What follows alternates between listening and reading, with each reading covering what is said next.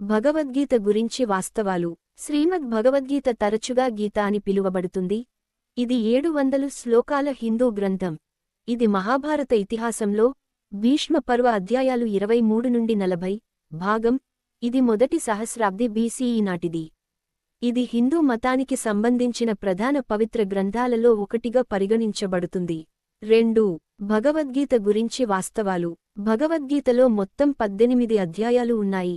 అవి 700 శ్లోకాల సంకలనం. మొత్తం 700లో శ్రీకృష్ణుడు 574, అర్జునుడు 84, ధృతరాష్ట్రుడు -1 మరియు సంజయ్ భగవద్గీత 41 శ్లోకాలను చెప్పారు. 3. భగవద్గీత గురించి వాస్తవాలు.